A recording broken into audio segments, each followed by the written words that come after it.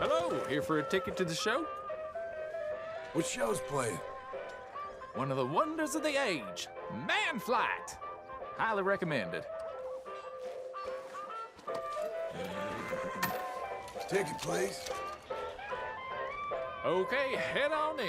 Tent to your left.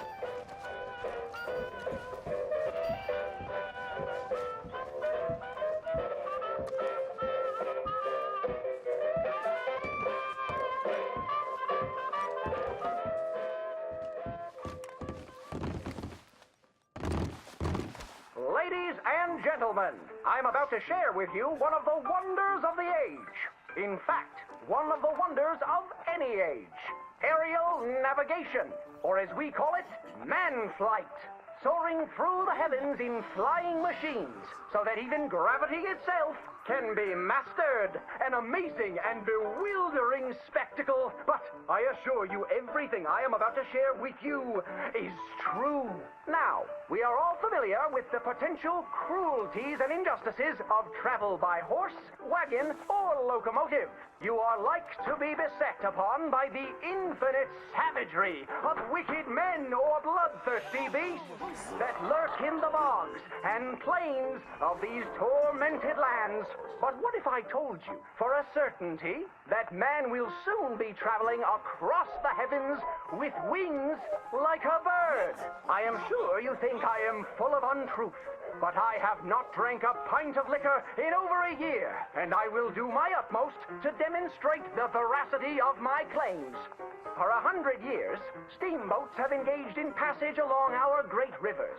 But a man by the name of Cecil H. Peck is in the process of inventing a steamboat for the sky. The only limitation on its speed, at which the porter can shovel on more coal. But parts of the country where coal is scarce, oars can be used in the skies to hasten your voyage and keep the passengers active while they travel. Near Pittsburgh, there lives a telegraph man named Aldous Kinnear, who each evening after supper retires to his barn and dons the wings of a giant creature and takes to the heavens. You will be delighted to know he has traveled considerable distances, as many as 45 miraculous feet. Unfortunately, on his record-breaking flight, he knocked over a lamp and was consumed by flames.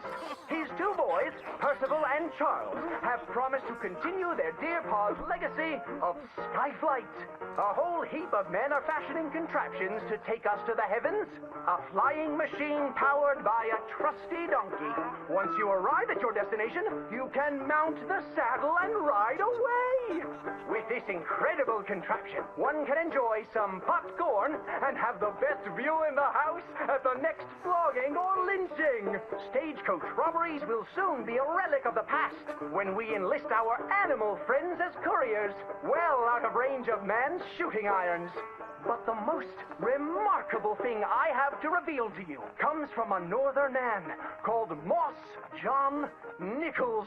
Imagine travel without ever getting into a saddle. No doubt you have heard accounts or seen in person the majesty of flight achieved by performers in the circus. Mr. Nichols has perfected the Sky Cannon. Passengers simply walk up the steps, relax into the barrel, and are transported with great flourish to the destination of their choice.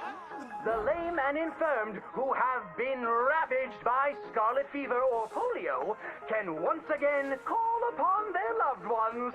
These newlyweds are all grown up, turned 17, said their wedding vows, and are off to visit New York City. And some very forward thinkers have told me that within 10 years, dear audience, any of us can take a holiday trip to the moon. I must disclose I'm quite partial to this mode of transport. Ships and horses are like to sour my stomach. The future is in the skies, my friends. Look to the heavens. We are going to join him up there by and by. Looking to see a show? What show's playing? Saviors and Savages, a trip around the world. Has you sitting on the edge of your seat. Can I buy a ticket, please? Okay, head on in. Tent to your left.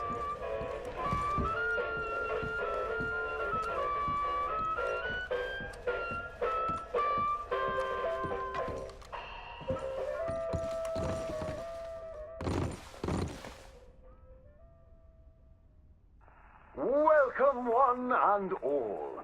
I'm going to take you on a journey around the world to parts unseen by most men. Why, I have traversed the great lands and oceans of the globe and bring you sights and scenes from places far away. Yes, a great deal of the world is populated by unwashed savages that don't have the decency to cover their reproductive organs. First, to jolly old England. You may wonder why, when you meet a British person, they have tiny red eyes, big ears, and long noses. We can now reveal the truth. Since the opening of the Underground Railroad system 30 years ago, the entire of London has moved beneath the earth. Just think of the joy children must feel being able to play unfettered by rain or refinery smoke. They are a dignified people, living among stalagmites in their dainty hats.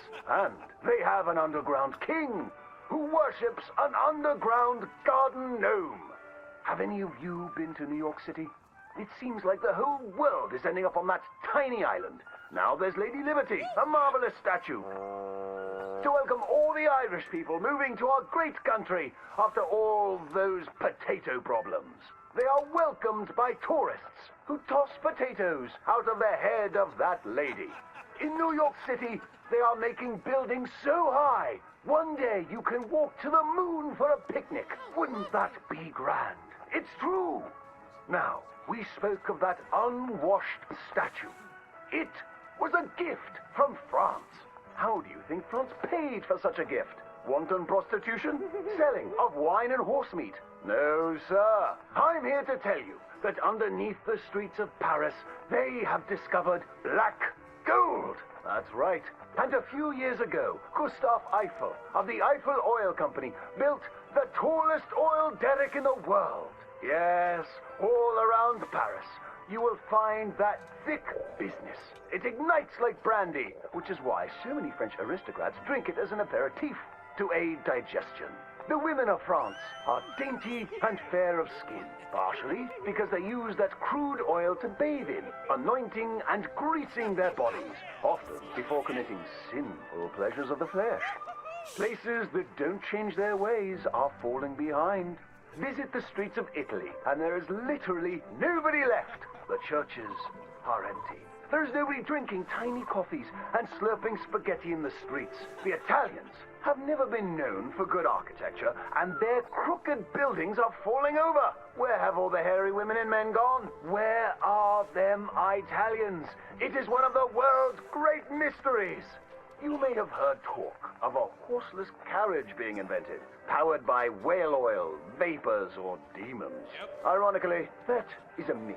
What is more exciting, the Germans have developed a mechanized horse that never needs to eat or sleep. It is a marvel of invention and is intended to facilitate the German army when it invades France or Russia in their campaign to spread the gastronomical wonders of low-quality beer, sausages, and sauerkraut. They love cabbage. But other than America, where we have plenty of room, it is so crowded in Europe that they are racing to set up a new country at the North Pole, where they can dine on the delicacy of frozen fish, penguins, and polar bears. Imagine a place that never gets hot. You don't sweat while toiling in the field, and ice is much cheaper there. I predict that someday people of all nations will join hands at the North Pole, wearing furs and eating fish. My next adventure will be to visit Egypt, where I hear they live in giant triangles and talk in a Chinese-like language of birds and eyes and squiggly lines. And they worship cats, which is a bit worrisome and unsavory. Thank you, ladies and gentlemen, for joining me on these fantastic journeys. Hello, can I help you? Which show is it? Today, The Ghostly Serenade.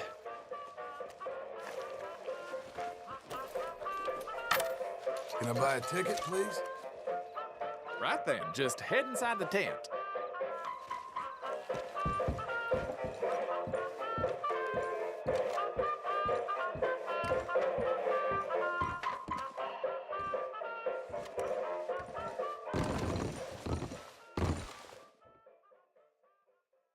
Greetings, and salutations, gentlefolk.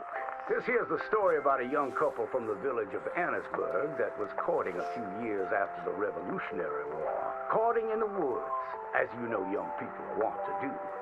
Stealing away all sneaky-like. Girl by the name of Ethel Beauchard snuck out of the parlor one evening just as soon as her mother went out to hang clothes on the line from the washing.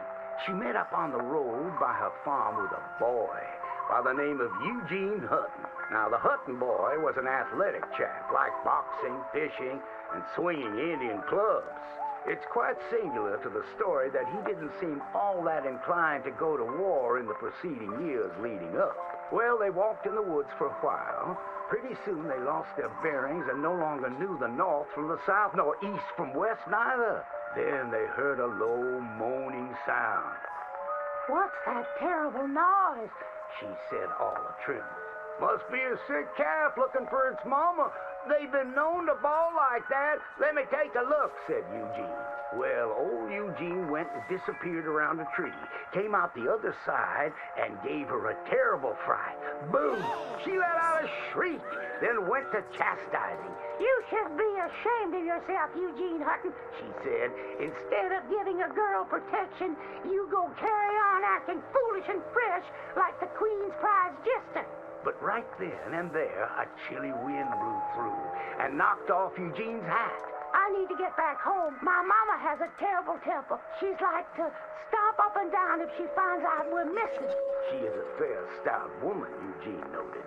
But just then, before this couple of miscreants could head home, they heard the sound of heavy wheels, groaning, and people marching. The cacophony grew closer and closer, and through the fog they could make out the shapes of ghost horses pulling spectral cannons, and dead soldiers marching as if their graves could no longer contain them, each wearing a vile red coat. You will pay for your moral transgressions, the dead soldier howled, and cut his head clean off. Miss Beauchard shrieked in horror as Eugene's head landed right in her hands, his eyes still darting about, attempting to discern what horror had transpired. Little Miss Ethel Beauchard ran as fast as she could, stumbling and getting caught on trees as she tore through the forests, terrified for her life, the dead soldiers marching after, hungry for blood. When she returned home, she told the people of the village that an army of the dead had taken Eugene within the confines of the fog. British soldiers who died protecting tyranny were rising from their graves as if to continue the fight for the demonic English. The townspeople erupted in fright and dismay until one doubter came forth and accused her of witchcraft. She raised the dead to murder that boy for his pursuit of unwanted advances, he said. So she too must perish. And that very night, they put her to the stake and burned her dead. Now let that be a lesson to you young ones not to go courting in the woods, in case the English lurk there still.